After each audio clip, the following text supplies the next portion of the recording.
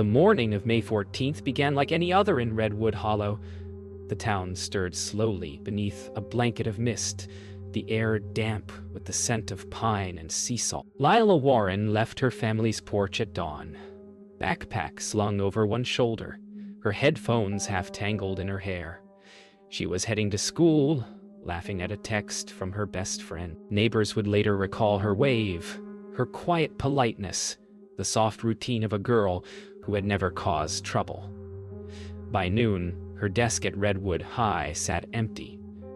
Calls went unanswered. The quiet hours of afternoon stretched into panic. That's where the story begins, not with violence or suspicion, but with silence, and the way it settled over the town like fog refusing to lift. By evening, the town's sense of routine began to falter. Her friends assumed she'd gone home early. Teachers called her parents. When the sheriff's office was notified, dusk had already swallowed the hills. No one could remember the exact moment when she vanished, only when people realized she was gone.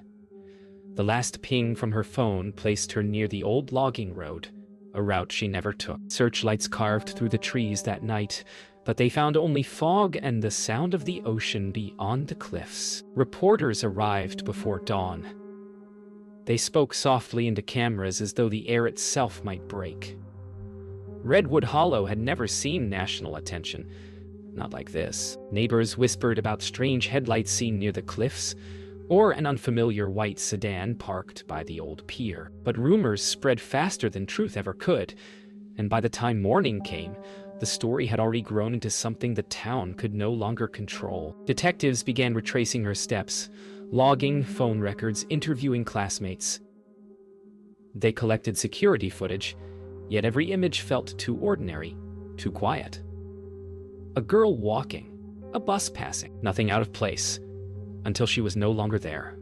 The case file would later describe it as a disappearance without observable cause. But in Redwood Hollow, everyone felt the absence like an echo that refused to fade. On the second night, the town held a vigil. Hundreds gathered, candles flickering in the chill air. Prayers, tears, disbelief, all merging into a quiet shared fear that the truth would never come. As the flames swayed, the camera pans over faces lost in thought, each holding a question no one could answer.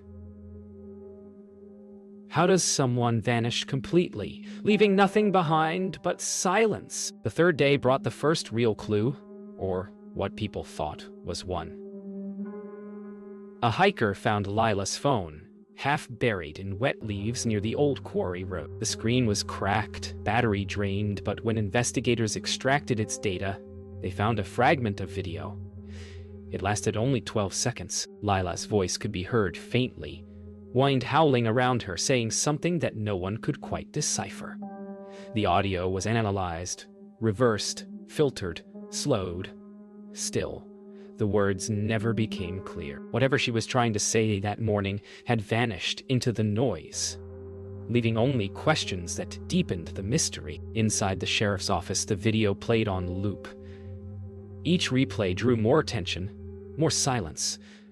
The tech team isolated a faint metallic sound in the background, possibly chains or wind hitting a fence. Alvarez noticed something else, a brief reflection in the corner of the frame.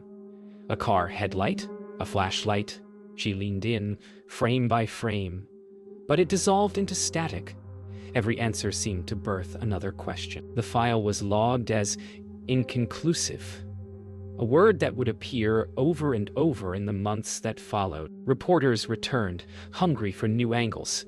The Warrens' home became a landmark of loss.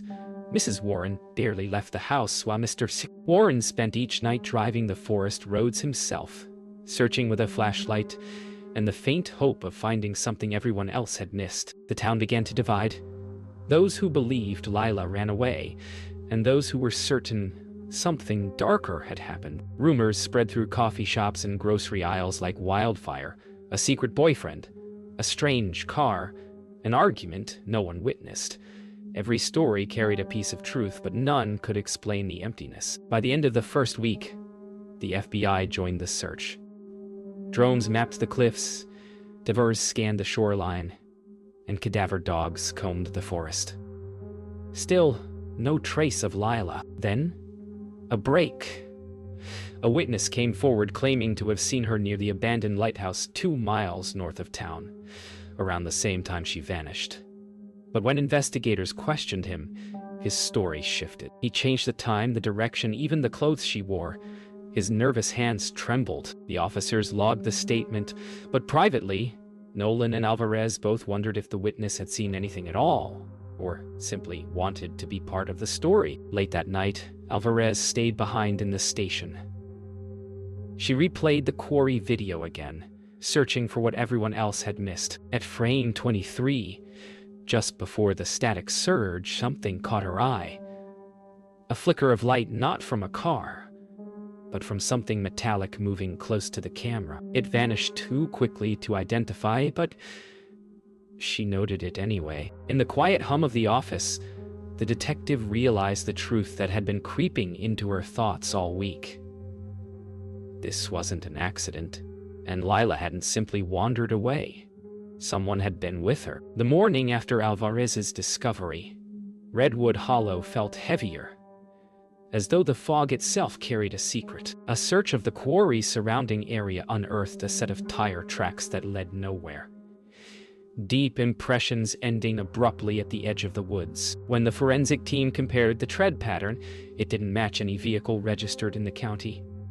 Alvarez ordered a sweep of surveillance cameras from every gas station within 20 miles. At 6:47 a.m., one frame stood out, a white sedan, headlights off, turning toward the old logging road minutes before Lila disappeared.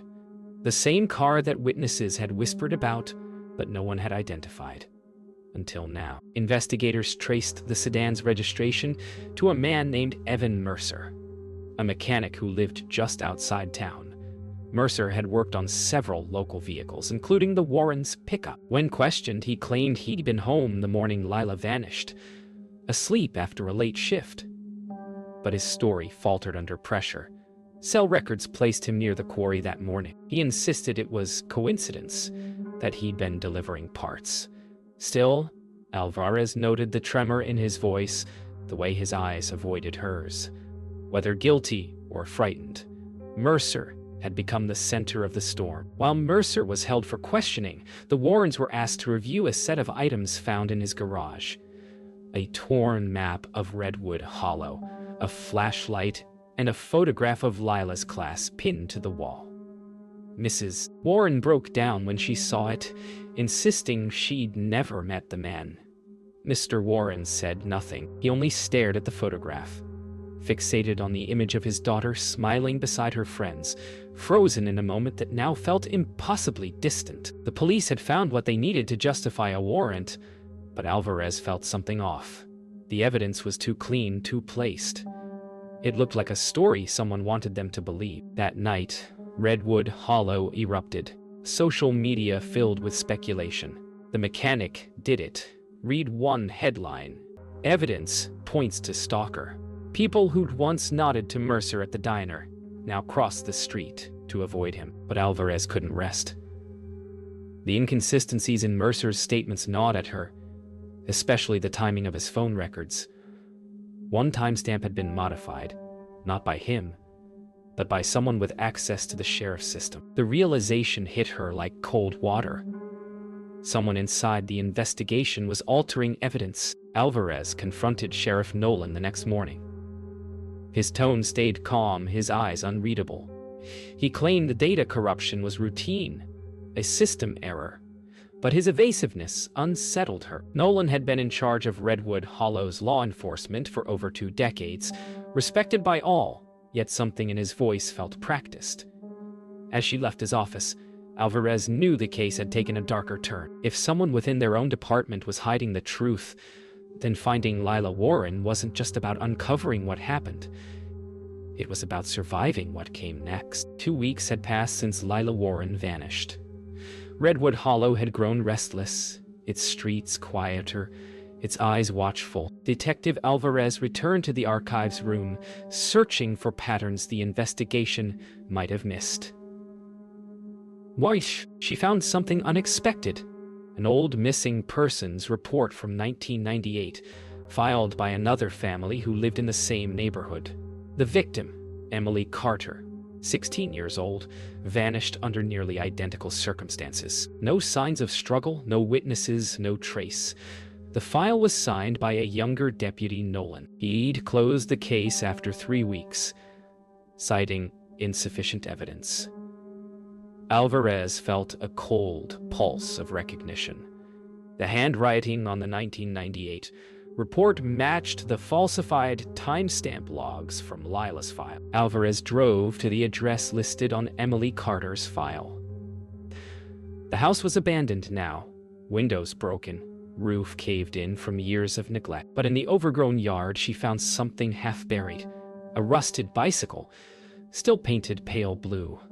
A faint engraving on the frame read E.C. Forensic teams later confirmed the paint matched chips found near the old quarry, the same area where Lila's phone had been discovered. The two disappearances were not coincidences. They were echoes. When Alvarez brought her findings to the district office, she was told to stand down. The order came from above: insufficient cause to reopen. But the wording mirrored Nolan's report from decades ago, word for word. That night, she returned to her car and found a note tucked under the wiper. "Stop digging." No signature, no fingerprint. She knew then that the danger wasn't theoretical. The truth had teeth, and it was watching her back. Unable to trust the department, Alvarez reached out to a retired officer, Frank Delaney, 67 years old, who'd served under Nolan years before. Delaney met her in a diner on the edge of town. His hands trembled as he spoke. "We were told to close it," he said, voice breaking. Emily's father was a contractor. He'd found something in the forest, something buried. A car, stripped clean. Nolan said it was nothing. A week later, the man left town. No trace of him either. Alvarez pressed him for details, but Delaney's eyes darted to the door. "You don't understand," he whispered. "It's not just one girl." Then he left, leaving his untouched coffee cooling on the table. Later that night, Alvarez drove to the edge of the forest, guided by coordinates from Delaney's old notes. Rain hammered the windshield as she parked near the cliffs. Her flashlight cut through the dark, revealing disturbed earth. A shallow pit partly filled with water. Metallic glints surfaced beneath the mud. A license plate, rusted keys, fragments of glass. She knelt, heart racing, realizing these weren't random remnants. They belonged to a car long missing from evidence logs, the same make and model as the white sedan caught in the footage. She called it in, but the radio crackled with static. Then, faintly, a voice broke through the interference. It wasn't dispatch. It was Sheriff Nolan, calm and deliberate. "Go home, Alvarez. That's an order." By morning, the pit in the forest had been filled. When Alvarez returned with a forensic team, there was no trace of the car or the evidence she'd uncovered the night before. Only tire marks and churned mud remained. Someone had moved fast. She turned toward the tree line and noticed a distant figure watching from the ridge, broad-shouldered, motionless, half concealed by mist. When she called out, he turned and disappeared into the woods. Moments later, her radio crackled again, but this time there was no voice, only the faint rhythm of breathing on the other end. Inside the station, tension spread like wildfire. Files Alvarez had logged the previous week were missing. The internal server was wiped clean of her access history. When she confronted the IT officer, he refused eye contact. "Orders from above," he said, voice trembling. Alvarez's badge was temporarily suspended for compromising an active investigation. The department issued a statement to the press that she was being reassigned. She knew what that meant. She was getting too close. Steadily too close. That night, Alvarez went to the Warrens' home.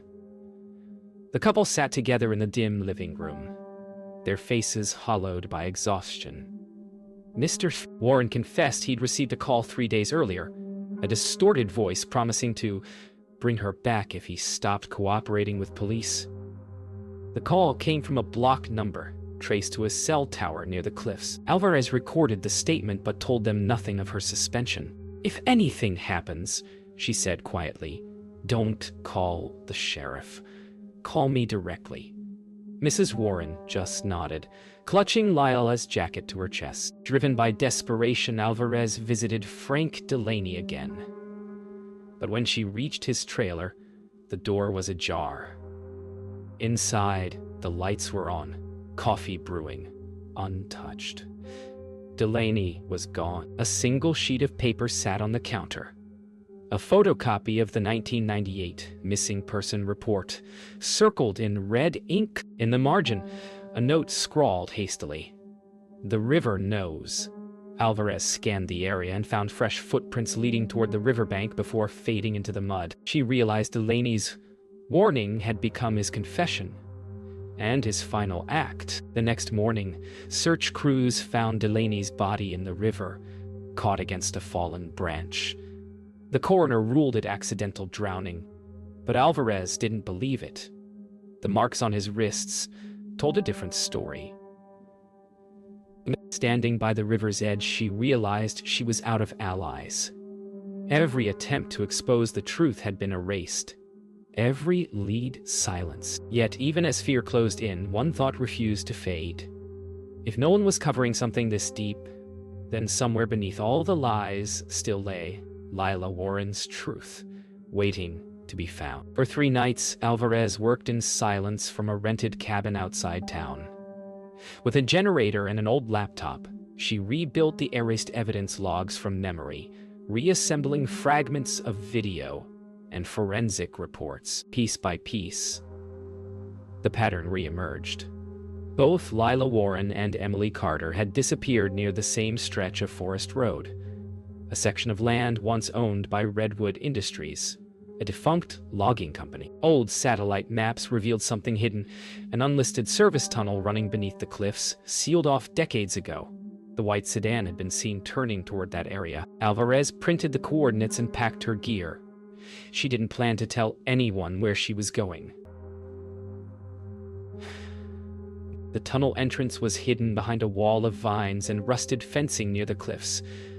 Alvarez forced her way inside, flashlight cutting through the stale air. The ground sloped downward, the walls lined with dripping concrete and the echo of distant water. Near the far end, she found remnants of something human. Torn fabric, a school lanyard, the fragment of a phone case. She knelt to photograph the evidence but stopped when her beam caught a mark on the wall. Initials carved into the stone. LW followed by another, barely legible beneath it. EC. The 2 names, side by side, silently confirming what she had feared all along. As Alvarez emerged from the tunnel, her radio came alive again. This time, not static, but Sheriff Nolan's voice, calm and heavy. "You shouldn't be there," he said. "You don't understand what you're walking into." She froze, scanning the ridge above. Headlights appeared through the fog, approaching slowly. A single patrol SUV stopped near her car. Nolan stepped out alone, his badge glinting in the mist. He told her to hand over her camera, to let it end quietly. Alvarez didn't move. "You buried the truth," she said, voice low but steady. "Now it's coming out." The sheriff's expression changed, not anger, but something like regret. Nolan's voice softened as he stepped closer. He told her it had started long before him, a cleanup after an accident involving the logging company's private contractors. Emily Carter had stumbled onto something she wasn't supposed to see. When Nolan refused to drop the case, they'd threatened his family. "You think I chose this?" he said. "I tried to stop it." Alvarez stared at him, rain dripping from her hair. "Then stop it now," she replied. He lowered his head. "I can't. They're still here." The sound of another engine echoed from behind the ridge. Unmarked trucks, headlights cutting through the fog. Alvarez raised her camera, snapping one last photo before running toward the forest. Alvarez escaped into the forest, her breath sharp in the cold air. Behind her, engines roared and voices shouted.